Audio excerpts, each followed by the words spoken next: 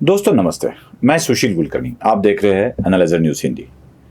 एक बात आजकल पूछी जा रही है, खास करके महाराष्ट्र में पूछी जा रही है। जब मीरा भाईंदर में मीरा रोड पे हिंदुओं पर हमला किया गया, उनकी गाड़ियां फोड़ी गई और इसके खिलाफ कार्रवाई हुई, बात करने वाले लोगों को गिरफ्तार किया गया, फिर उसके बाद बुलडोजर से कार्रवाई की गई और जो भी इलीगल एरिया था, जो इलीगल तरीके से बनाया गया था, उसे तोड़ा गया।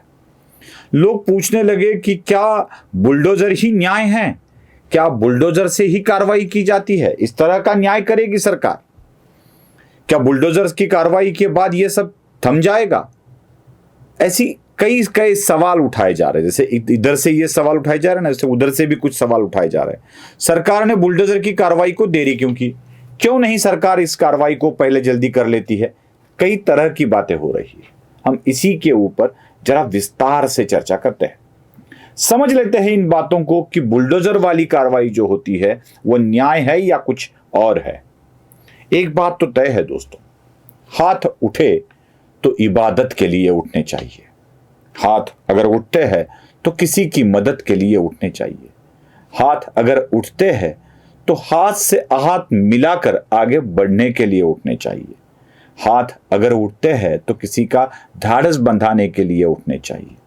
लेकिन हाथ जब अगर किसी को मारने के लिए या खत्म करने के लिए उठाए जाते हैं तो उन हाथों को उखाड़ फेंकना जरूरी हो जाता है। उन हाथों को उखाड़ फेंकना जरूरी हो जाता है। अब रही बात न्याय की, अन्याय की, उस पर भी आते हैं। लोग कहते हैं कि क्या बुलडोजर वाली कार्रवाई से न्याय होता है?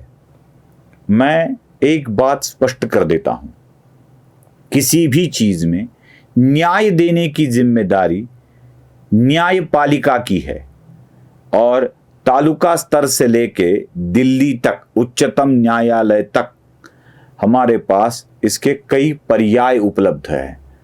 4 तो सीधी विविध स्तर के न्यायालय होते हैं और उसके बाद होता है उच्चतम न्यायालय, और उच्चतम न्यायालय में भी रिव्यू पिटीशन।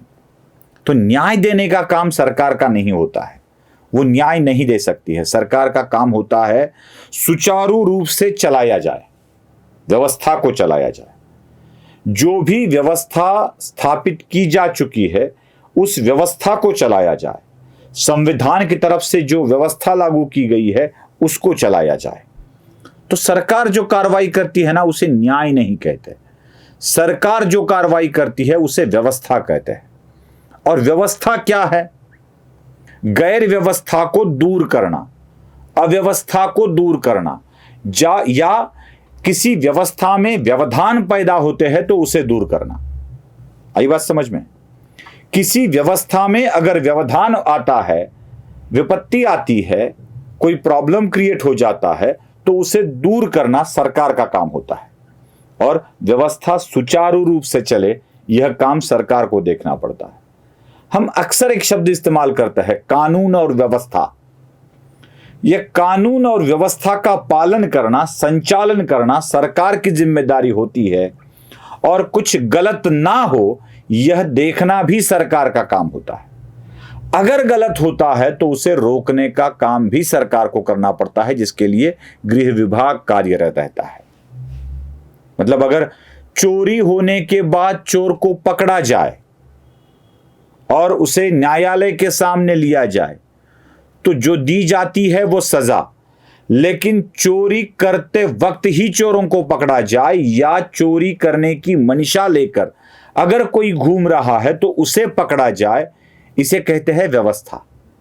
चोरी करने से पहले पकड़ना। और सरकार का यह दायित्व होता है, कर्तव्य होता है कि चोरी करने से पहले पकड़ा जाए। अगर कोई कानून और सुव्यवस्था को बिगाड़ने की कोशिश करता है तो बिगाड़ने के बाद उसे पकड़कर न्यायालय के सामने खड़ा करना जितना जरूरी होता है उतना ही जरूरी होता है उसे कानून सुव्यवस्था को ध्वस्त करने से पहले ही रोका जाए, या जिसकी उद्गम स्थली है उसके ऊपर ही आक्रमण करके उसको ध्वस्त किया जाए। यह व्यवस्था है। मीरा भाईंदर या दिल्ली या उत्तर प्रदेश या महाराष्ट्र में जहां भी कहीं दंगे होते हैं, जहां भी कहीं व्यवस्था को ध्वस्त करने का प्रयास होता है, उसकी उगम स्थली क्या है, कहां होता है इसका उगम? तो सीधी सीधी बात होती है कि इसका उगम होता है ऐसी गैर कानूनी जगह पर जिसे हम गैर कानूनी तरीके से बनाया गया व्यवस्था कहते हैं, वहां पर। मतलब कोई सरकारी जमीन पर कब्जा कर लेता है, कोई अवैध तरीके से अतिक्रमण कर लेता है, तो ऐसी ही जगह से यह असामाजिक तत्व पनपते हैं, बढ़ते हैं, जन्म लेते हैं, सहारा मिलता है या उनको आर्थिक दृष्टि से उनको बड़ा किया जाता है। अगर इसी उगम स्थली को खत्म किया जाए तो इन लोगों का आधार ही बंद हो जाता है। इसलिए बुलडोजर वाली कार्रवाई गलत नहीं होती है, वह न्याय नहीं होती है, बल्कि व्यवस्था को अधिक सुदृढ़ करने की कोशिश होती है और इसी कोशिश को लेकर आगे बढ़ना होता है और यही तरीके से सरकार आगे बढ़ रही है। मैं तो कहूंगा कि महाराष्ट्र की सरकार अगर मीरा रोड या मीरा भाईंदर में ऐसे गलत तरीके से बनाए गए मकानों को बुलडोजर द्वारा ध्वस्त करवाती है, जेसीबी द्वारा ध्वस्त करवाती है, तो इसमें कोई गलत नहीं करती है। इसे न्याय नहीं कहा जाता, इसे व्यवस्था कहा जाता है और उसी व्यवस्था को लेकर आगे सरकार बढ़ रही है। देर हुई है, बड़ी देर भई ना दलाल, बड़ी देर भई, लेकिन देर भी इस तरह से हुई है। आपको याद होगा हमारे भगवान श्री कृष्ण भगवत गीता में कहते हैं, यदा यदा हि धर्मस्य ग्लानिर्भवति भारत अभ्युत्थानम् अधर्मस्य तदात्मानं सृजाम्यहम् परित्राणाय साधूनां विनाशाय च दुष्कृतां धर्म संस्थापनार्थाय संभवामि युगे युगे। धर्म की संस्थापना के लिए मैं बार बार अवतीर्ण होऊंगा और अवतीर्ण होने के बाद धर्म की संस्थापना करूंगा। सिर्फ धर्म की संस्थापना करूंगा कहीं कहते हैं, मैं अधर्म का विनाश करूंगा यह भी कहते हैं। और अधर्म का विनाश भी किस तरीके से किया जाता है भगवान श्री कृष्ण ने ही हमें बतलाया है।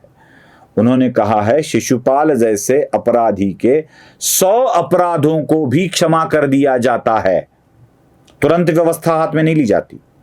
शिशुपाल जैसे अपराधी के 100 अपराधों को भी माफ कर दिया जाता है और जब 101वां अपराध कर लेता है तो उसे दंड देना अनिवार्य हो जाता है।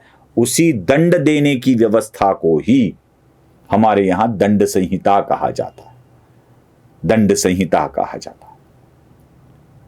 और यही दंड संहिता के हिसाब से सरकार चल रही है। जब मुसलमान हमला करते हैं हिंदुओं के ऊपर, राम यात्रा के ऊपर, राम विजय यात्रा के ऊपर, तो तुरंत ये कार्रवाई नहीं की गई है। जो हिंदुओं के पक्षधर है वह भी जो बातें कर रहे हैं उन्हीं बातों को मैं आपके सामने रख रहा हूं। क्यों नहीं करते देवेंद्र फडणवीस, क्यों नहीं राज्य के गृह मंत्री कार्रवाई करते, क्यों इन लोगों को खुली छूट दे रखी है, क्यों इनके ऊपर कार्रवाई नहीं हो रही है? इस तरह की बातें जब की जाती है ना, तो कब तक रुके हैं यह भी देख लेना आवश्यक हो जाता है। क्या हुआ था मालवनी में? कितने हिंदुओं को बाहर निकाला गया मालवनी से। अब राज्य के मंत्री और तब के विधायक मंगल प्रभात लोढ़ा ने इस विषय को विधान भवन में प्रस्तुत किया था या नहीं किया था? मंगल प्रभात लोढ़ा ने इस विषय को बड़ी अच्छी तरीके से प्रस्तुत किया था। क्या हुआ था प्रतापगढ़ के ऊपर?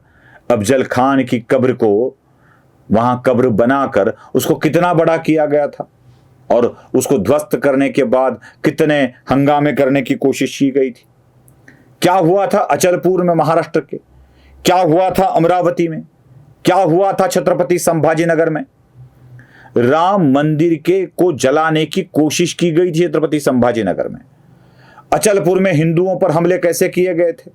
अमरावती में हिंदुओं पर हमले कैसे किए गए थे? सरतन से जुदा की घोषणाएं देकर एक का सरतन से जुदा कर ही लिया था। मालवनी में जो कुछ हुआ, या वो जो माहिम का दरगाह है उसके बारे में हमने क्या सोचा है? खाड़ी में बन रहे दरगाहों के बारे में हम क्या सोचते हैं? प्रतापगढ़ के बारे में हम क्या सोचते हैं? विशालगढ़ के बारे में हम क्या सोचते हैं? इतने सारे अपराधों को बिल्कुल चुपचाप सह लिया गया।